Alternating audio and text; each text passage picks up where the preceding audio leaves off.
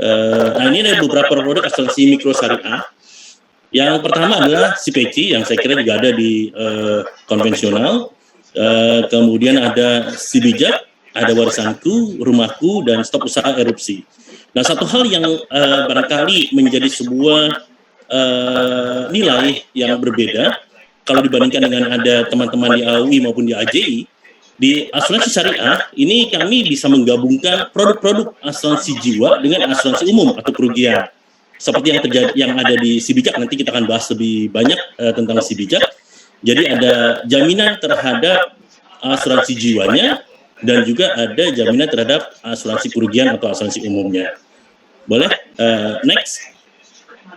Ini bicara peluang, ini ada beberapa yang saya kira juga tadi sudah sempat dibahas, tapi tanpa mengurangi, barangkali kita boleh kembali lagi lah.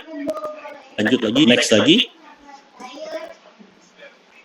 Ini barangkali kalau di Mataram barangkali ya, karena mungkin juga sudah ada konversi dari BPD NTB menjadi bank syariah, saya kira itu juga tentu agar bisa tetap menjaga sebagai sebuah halal value chain, agar bisa menjaga sebuah mata rantai halal, yaitu produk asuransi mikro syariah ataupun produk asuransi syariah juga bisa menjadi alternatif yang bisa dilekatkan terhadap produk-produk perbankan syariah. Boleh next lagi, ini ada beberapa tantangan dan seterusnya, saya kira sudah juga dibahas.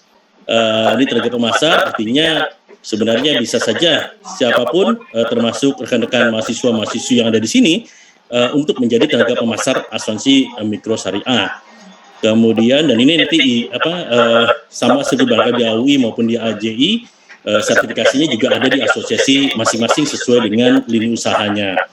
Kalau misalnya untuk agen asuransi umum ada di AUI, agen asuransi jiwa ada di AJI, agen asuransi umum syariah dan agen asuransi jiwa syariah ada di ASI.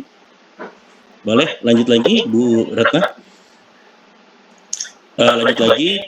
Nah, ini sejak tahun 2014 kami sudah meluncing dan ini kartunya, bentuk kartunya seperti ini. Jadi seperti disampaikan sebelumnya, memang Sibijak ini menggabungkan jaminan-jaminan dari asuransi jiwa dan dari asuransi umum syariah. Boleh lanjut lagi, Ibu? Ketentuannya itu ini sebagaimana tentu nomor satu adalah prinsip syariah, karena segala sesuatu produk asuransi syariah tentu harus sesuai dengan prinsip syariah. Ini bukan hanya diatur oleh fatwa-fatwa yang ada di Dewan Syariah Nasional, tetapi juga tentu untuk bisa launching harus sudah mendapatkan opini dari Dewan Pengawas Syariah dan tentunya harus mendapatkan izin produk dari Otoritas Jasa Keuangan. Nah, khusus untuk produk-produk asuransi syariah, baik umum maupun jiwa, ya tentunya ada direktorat khusus, yaitu dalam hal ini adalah IKNB Syariah di Otoritas Jasa Keuangan. Nah, tadi apa yang disampaikan ada dua manfaat sekaligus, asuransi jiwa dan asuransi umum atau kerugian. Akad yang digunakan tadi, akadnya adalah akad tabaruk, tolong menolong di antara sesama peserta. Artinya semisal para pemegang polis, dalam hal ini kartu Sibijak, ini sebenarnya akadnya itu adalah saling menolong satu sama lain sama pemegang polis. Di situ ada perusahaan asuransi syariah yang bertindak sebagai pengelola. Jadi dana yang sudah terkumpul tadi dikelola oleh perusahaan asuransi syariah dengan menggunakan akad wakalah bil ujroh. Artinya perusahaan bisa mendapatkan upah atas pengelolaan dana tersebut. Tetapi kepemilikan dana itu sesungguhnya ada di para peserta.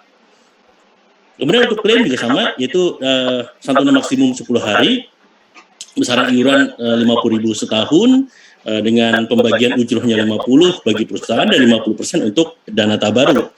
Batas usia juga ada, kemudian bentuk vouchernya seperti ini, sama seperti yang disampaikan oleh Pak Tukar tadi, bahwa memang aplikasinya semua menggunakan digital atau registrasi secara online.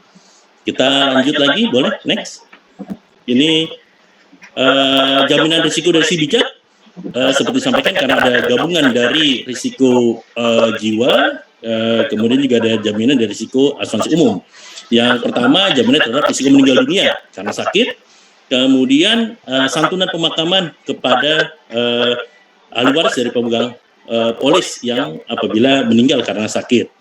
Kemudian juga ada jaminan pencurian terhadap apa? Terhadap apa yang aset atau harta benda yang dimiliki oleh si pemegang polis. Memang bentuknya karena nanti di pasal pendaftaran ada lokasinya di mana dan seterusnya.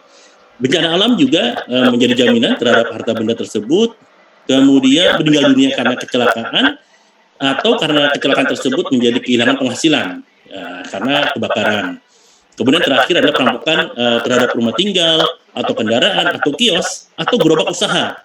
Nah ini sehingga memang produksi bijak syariah ini memang lebih mengarah kepada